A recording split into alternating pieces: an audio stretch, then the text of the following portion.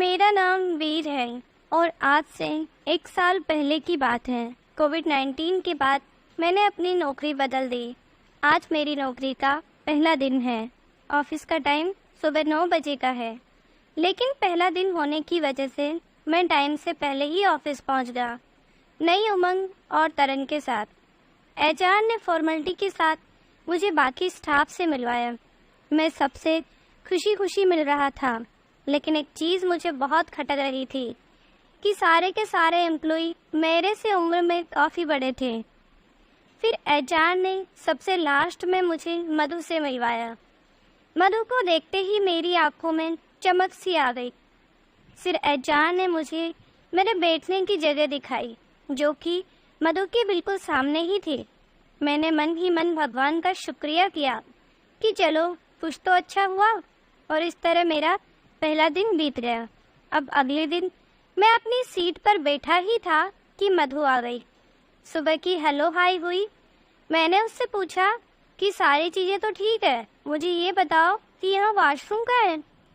उसने मुझे दिखाया साथ में ले जाकर। रुको रुको दोस्तों, कोई गलतफहमी मत मानना, बाहर से इशारा करके दिखा दिया। दिन भर में हमारी नज़रें कई बार मिलती और वह मुस्कुरा देती। यही दिन भर चलता रहता। अभी मैं वॉशरूम के बाहर खड़ा हुआ था, शायद अंदर कोई है। मैं बाहर इंतजार करने लगा। देखा तो मधु अंदर से निकली और हम दोनों के हाथ एक दूसरे से टच हो गए। हमने एक दूसरे की नज़रों में देखा, लेकिन इस बार वह शर्मा गई। मेरे पूरे बदन में वासना की एक लहर सी दौड़ने लगी। मैं बाथरूम के अंदर गया और मैं उसके परफ्यूम की खुशबू महसूस कर सकता था। मैं उसके शरीर को बिना कपड़ों की कल्पना करने लगा। किसी अप्सरा से कम नहीं है।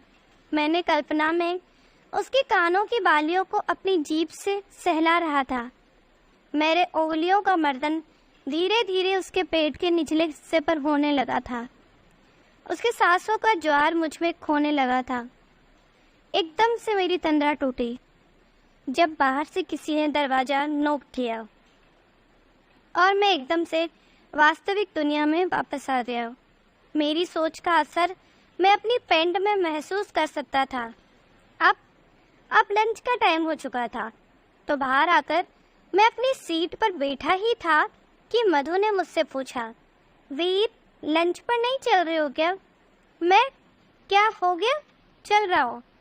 मधु जोर से खिलखिलाकर हंसते हुए बोली, वीर टाइम देखो जरा, हम काफ़ी लेट हो चुके हैं लंच टाइम से। जल्दी चलो, मैं भी तुम्हारा इंतज़ार कर रही थी। कहीं तुम ये ना कह दो कि नए स्टाफ का हमने ध्यान नहीं रखा और हमने अकेले अकेले लंच कर लिया। वह अपने गालों पर आए बालों को कान के पीछे करने पर लगी। वही कान जिसको कुछ पल पहले मैं कल्पनाओं में अपनी जीभ से सहला रहा था। मधु मेरे आगे चल रही थी और मैं उसके पीछे पीछे उसके नितंबों की कसावट देखकर मेरे पेट में हलचल होने लगी। उसके बदन से उठने वाली खुशबू से मेरे बदन में काम वासना का संचार होने लगा था। अब हम सामने सामने बैठकर लंच करने लगे, तो मैं उसको देखे जा रहा था और उसने ऊपर करके नजर देखी तो उसने मुझसे पूछ ही लिया, वीर तुम क्या देख रहे हो? क्या हुआ?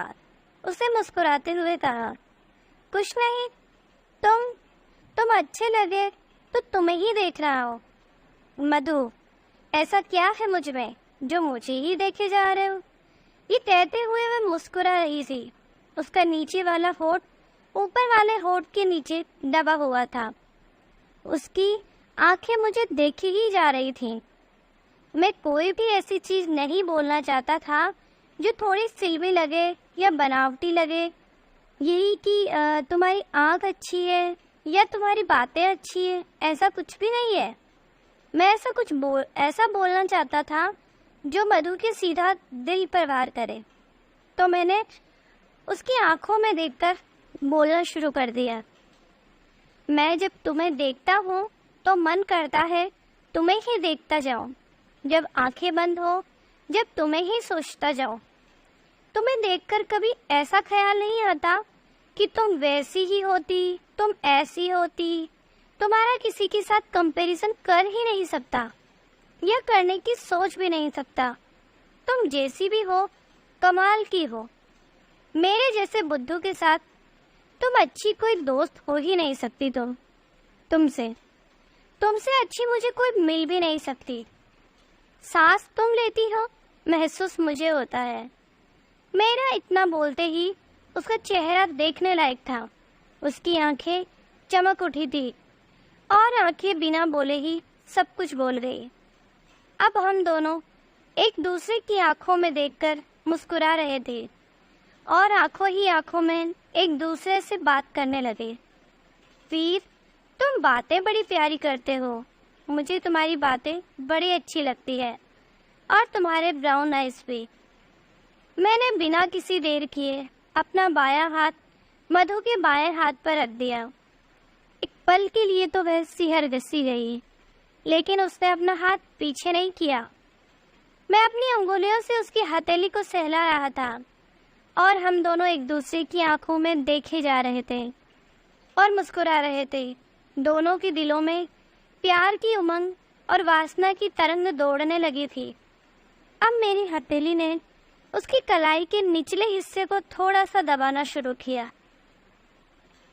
मधु की सांसों में हलचल मुझे साफ महसूस हो रही थी।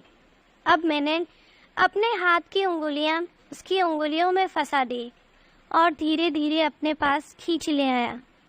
मैंने धीरे धीरे मधु की उंगलियां अपनी उंगलियों में फंसाकर अपने लिप्स के पास ले आया और उसके हाथ को चूम लिया।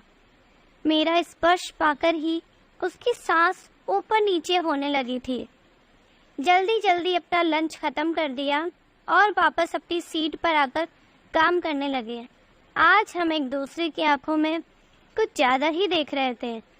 बस एक दूसरे की आंखों में खो जाना चाहते थे, लेकिन आज बात करने के लिए ज़्यादा शब्द नहीं थे। शाम के 6 बजे दोनों अपने अपने घर चले गए, लेकिन आज मैं बहुत ज़्यादा खुश था। अब रात को जब सोने की बारी आई, मुझे आज नींद नहीं आ रही है। पल पल वही मधु की छुअन महसूस होने लगी। मेरा बदन अंगड़ाई लेने लगा। मैं मधु से अभी बात करना चाहता था, लेकिन मेरे पास मधु का नंबर नहीं था। अभी 2 दिन पहले ही तो मैंने ज्वाइन किया था। मैं मधु के बारे में सोचता ही जा रहा था और इस तरह से मुझे नींद आ गई। अगले दिन मैं ऑफिस पहुंचा। हम दोनों बस काम में लगे हुए थे और बीच बीच में एक दूसरे को प्यार से देखे जा रहे थे। इसी बीच लंच का टाइम हुआ। हम दोनों में से लंच रूम में चले गए।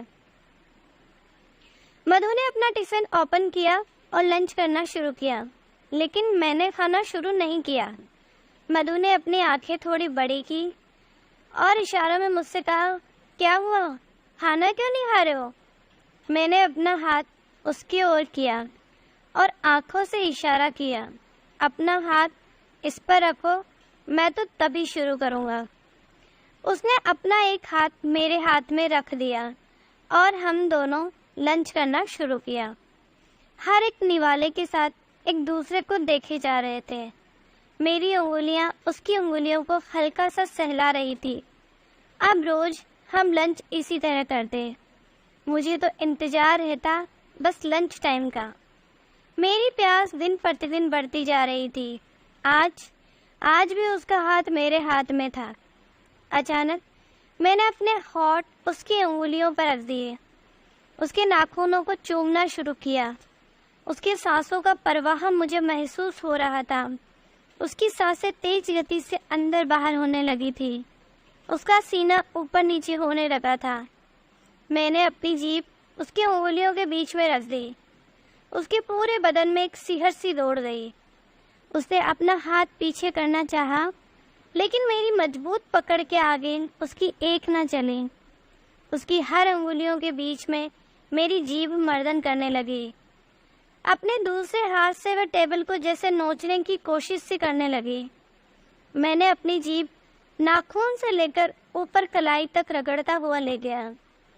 अब रोज लंच में हमारे हाथ एक दूसरे के हाथ में होते और एक एक हाथ से लंच करते, लेकिन प्यास बढ़ती जा रही थी। अब कंट्रोल नहीं हो रहा था। इंतजार था तो उस कयामत के दिन का। आज मधु काला रंग का सूट पहनकर आई थी और उसके पीछे जाली 4 चांद लगा रही थी। मेरी नज़र बार बार जाली से झांकती उसकी कमर पर जा रही थी और मेरी प्यास और बढ़ते जा रही थी। आज फिर लंच का टाइम हुआ। मैं कुछ काम कर सकता हूँ? मधु ने आंखों में इशारा दिया। चलो ना, मैंने कहा तुम चलो, मैं आ रहा हूँ। थोड़ी देर बाद मैं भी लंच रूम में जा रहा था। जैसे ही मैंने लंच रूम में प्रवेश किया, मधु खड़े होकर अपना टिफिन खोल रही थी। उसकी पीठ मेरे सामने थी। उसका जालीदार सूट कयामत ढा रहा था। मैं पीछे से गया और सीधा उसे बाहों में भर लिया, पीछे से ही। वह एक पल के लिए सिहर सी गई। मेरे हाथ उसके पेट पर हल्के हल्के घूमने लगे। उसने मेरे हाथों को दूर करना चाहा, पर मेरे हाथों की पकड़ मजबूत थी। वह वहाँ से हटना चाह रही थी, पर आगे टेबल और पीछे मैं। उसकी कोशिश नाकामयाब रही। उसने फिर से मेरे हाथों को हटाना चाहा, पर मेरे हाथों के मजबूत पकड़ के आगे उसकी एक न चली। अब मैंने अपनी जुबान सूट की जाली पर रख दी। उसके पूरे बदन में वासना की लहर सी दौड़ने लगी। उसकी कमर की महक मुझे मदहोश कर रही थी। मैंने अपनी जुबान से जाली के अंदर से उसके कमर को चूमने लगा। उसने एक जोर से अंगड़ाई सी ली। उसका पूरा बदन मेरे आगोश में था और जैसे ही अंगड़ाई ले रही थी, उसके नितंब मेरे पैंट से टकरा रहे थे। पर अब उसने मेरे हाथों का विरोध करना बंद कर दिया था। मैं समझ चुका था, अब वह सहज महसूस कर रही है, प्यार करने के लिए तैयार है।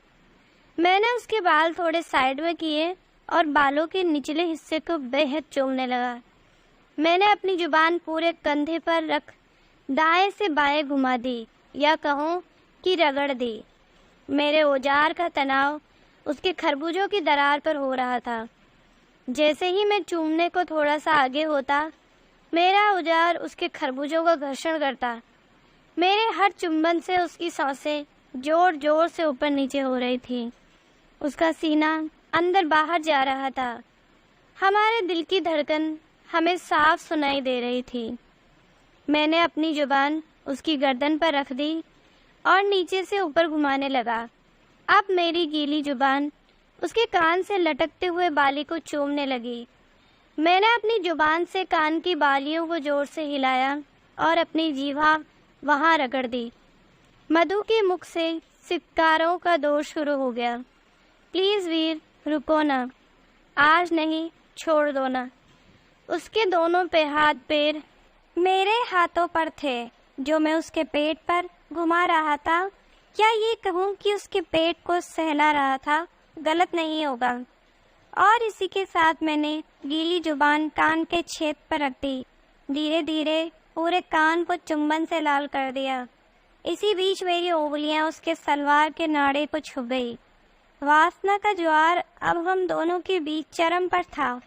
मैंने सलवार के नारे को हल्का सा खींचा और छोड़ दिया। मेरी इस हरकत से पूरी तरह से हिल गई। मेरे हाथों की गिरफ्त थोड़ी सी हल्की कर दी और मधु ने इस बात का पूरा फायदा उठाया और वह झटके के साथ पलट गई। और जैसे ही वह पलटी, मेरे होठ उसके होठों के सामने थे। हम दोनों एक दूसरे की आंखों में देख रहे थे और मंद मंद मुस्कुरा रहे थे। काम वासना का आवेग हम दोनों के शरीर में बह रहा था। दोनों की धड़कनें जोरों से तड़प रही थी एक दूसरे से मिलने के लिए, एक दूसरे में मिलने के लिए, एक दूसरे में समा जाने के लिए। मेरे हाथ उसकी कमर पर थे। मेरी सांसें उसके होठों के बिल्कुल पास थी। उसके जिस्म से उठने वाली मनमोहक खुशबू मुझे दीवाना बना रही थी। मेरे हाथ उसके कमर में ऊपर से नीचे होने लगे और एक हाथ से उसके एक नितंब को दबा दिया।